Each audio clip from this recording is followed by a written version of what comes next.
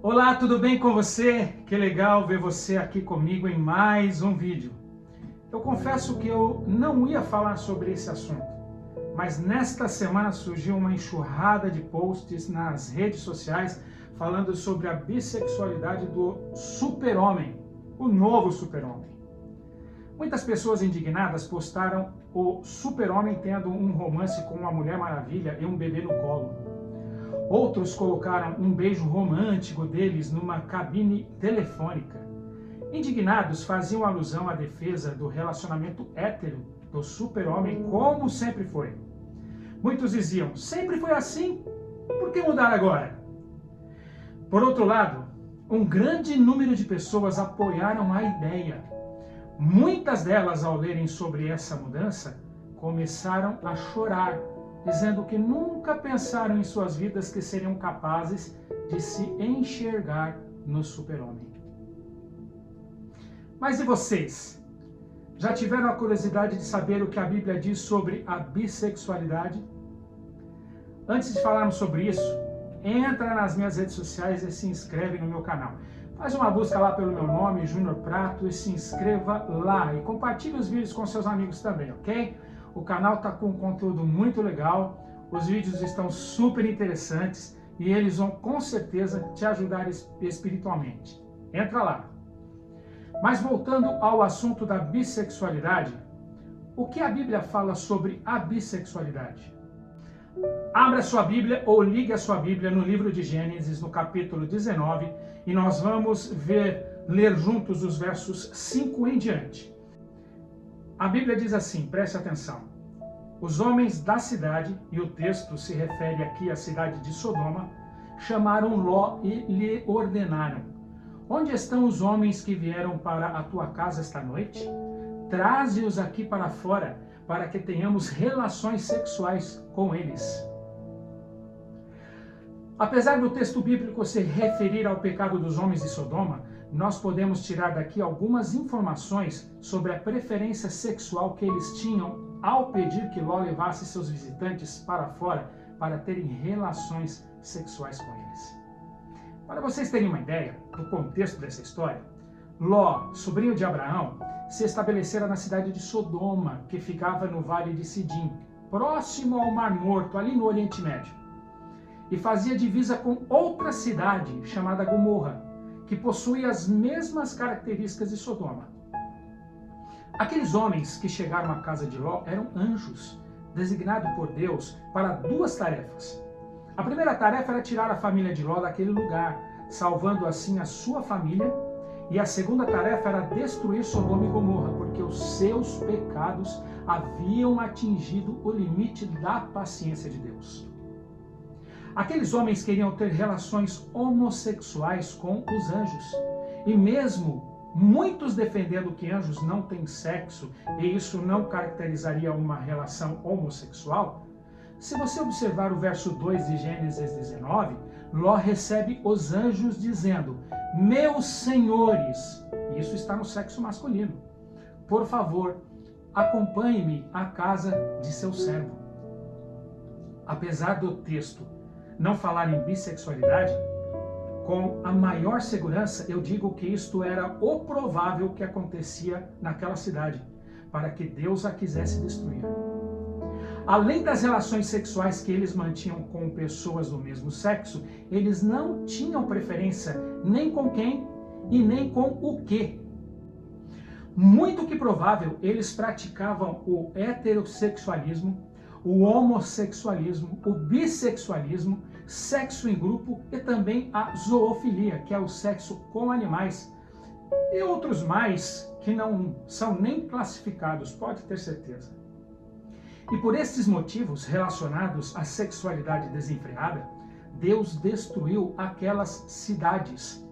É claro que existiam outros pecados de diversas ordens, mas a Bíblia é clara ao destrinchar o pecado da sexualidade desenfreada como um dos principais motivos, entre eles a bissexualidade. Mas nós estamos aqui falando sobre bissexualidade. Vocês sabem o que é bissexualidade? Eu nem perguntei. Wikipédia define a bissexualidade como uma atração romântica ou sexual voltado tanto a homens quanto a mulheres. Outra definição é a atração sexual por pessoas de qualquer sexo ou gênero. Isso não significa uma atração sexual igual por ambos os sexos. Nesse tipo de relação, pode existir maior preferência por algum sexo do que por outro.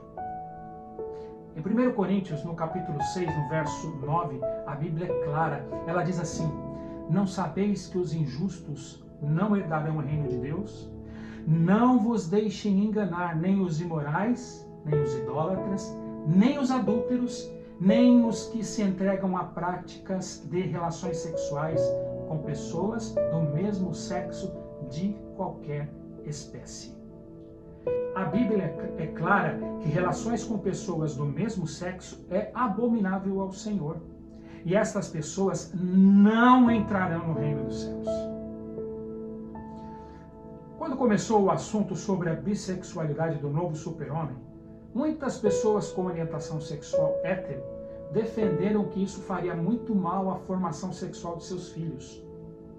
Uma amiga disse que era simples resolver: não comprar essas edições em quadrinho para os seus filhos. Mas o maior problema é que estas mesmas histórias chegam até as nossas crianças pelo YouTube infantil, por memes, plataformas e games, pelas redes sociais em geral. E quando o assunto é polêmico como esse, as crianças ficam interessadas e procuram por si só. Muitas vezes, sem os pais saberem. A DC Comics, editora norte-americana especializada em histórias em quadrinhos, anunciou que já em novembro de 2021, nesse mês que nós estamos, John Kent, o novo super-homem, substituirá seu pai Clark Kent na trama. E que ele será retratado em um relacionamento do mesmo sexo com o seu melhor amigo na história. O DC Comics fez o anúncio do Super-Homem no National Coming Out Day, traduzindo, Dia da Saída do Armário. No dia anual da conscientização LGBTQI, comemorado aqui nos Estados Unidos. Que ironia. Agora pasmem, o roteirista da série chamado Tom Taylor disse que quando lhe ofereceram o trabalho pela primeira vez, ficou imaginando como o super-homem deveria ser nos dias de hoje, seguindo as tendências atuais. É muito difícil para uma pessoa com esta orientação sexual modificar o seu estilo de vida, mas é possível.